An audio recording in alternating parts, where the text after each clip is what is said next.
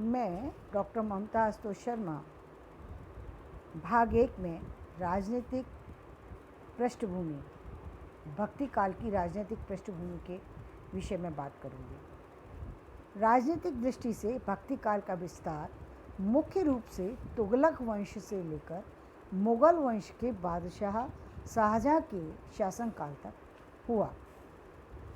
इसलिए भक्ति काल की राजनीतिक पृष्ठभूमि को समझने के लिए तत्कालीन राजनीतिक गतिविधियों को समझना आवश्यक है। 10वीं शताब्दी के उत्तरार्ध में पश्चिमोत्तर मार्ग से तुर्कों का भारत पर आक्रमण हुआ। राजपूत राजाओं की पारस्परिक फूट तथा शत्रुता के परिणाम स्वरूप पृथ्वीराज चौहान मोहम्मद गौरी के हाथों तथा जयचंद कुतुबुद्दीन ऐबक के द्वारा मारा गया। इसके पश्चात दिल्ली सल्तनत की स्थापना हुई।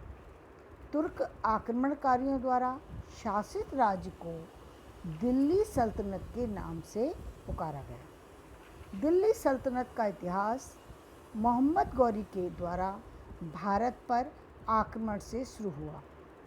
सन 1206 में तुर्की गुलाम कुतुबुद्दीन ऐबक भारत में मोहम्मद गौरी का उत्तराधिकारी बना।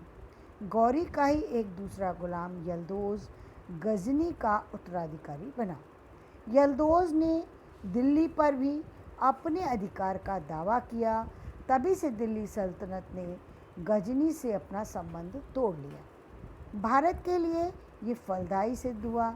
इस तरह मध्य एशिया की राजनीति से अलग हो गया और भारत दूसरे देशों पर निर्भर हुए बिना दिल्ली सल्तनत में अपना स्वतंत्र विकास कर सका।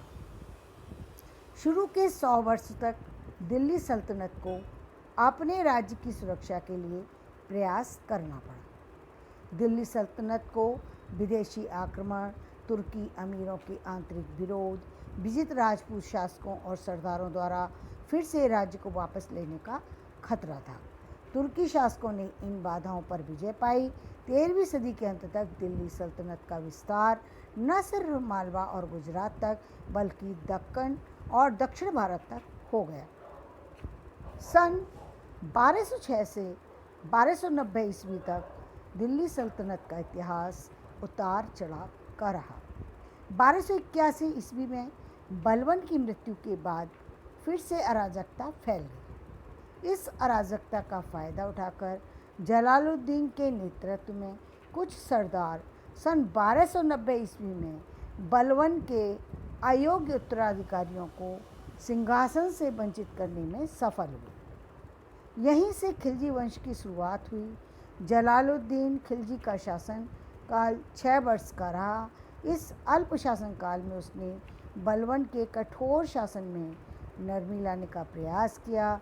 उसने राज्य का आधार प्रजा का समर्थन माना। उसकी धारणा के अनुसार चूँकि भारत की अधिकांश जनता हिंदू थी, इसलिए सही अर्थ में यहाँ कोई इस्लामी राज्य नहीं हो सका।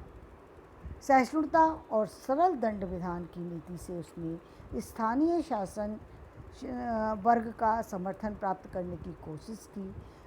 अगला शासक अलाउद्दीन खिलजी बना। उसने जलालुद्दीन की नीति को बिल्कुल बदल डाला। जिन्होंने उसका विरोध करने का साहस किया, उन्हें कठोर दंड दिया। अलाउद्दीन के बड़े पैमाने पर अपने विरोधियों की हत्या की। उसने स्थानीय शासकों को अपने विरुद्ध षड्यंत्र रचने पर रोक लगाने के लिए कई कानून भी बनाए। अलाउद्दीन के मरणोपरांत गयासुद्दीन तुगलक विद्रोह के बाद दिल्ली सल्तनत की गद्दी पर बैठा। गयासुद्दीन ने एक नए वंश की स्थापना की जिसका नाम तुगलक वंश था। तुगलक वंश का शासन 1320 से लेकर 1412 ईस्वी तक रहा।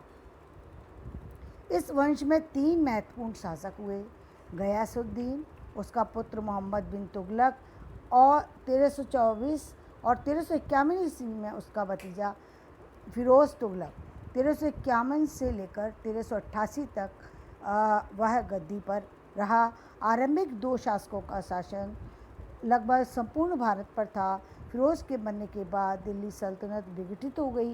यद्यपि तुगलक शासकों ने 1412 ईस्वी तक शासन किया, तथापि 1398 ईस्वी में तैमूर द्वारा दिल्ली का आक्रमण को तुगलक साम्राज्य का अंत मान लिया गया। कुल मिलाकर दिल्ली सल्तनत पर शासनकाल के विस्तार और केंद्रीकरण की दृष्टि से महत्वपूर्ण रहा। अलाउद्दीन खिलजी के सत्ता में आने के 25 वर्षों के भीतर दिल्ली सल्तनत की सेनाओं ने गुजरात और मालवा पर अधिकार कर लिया।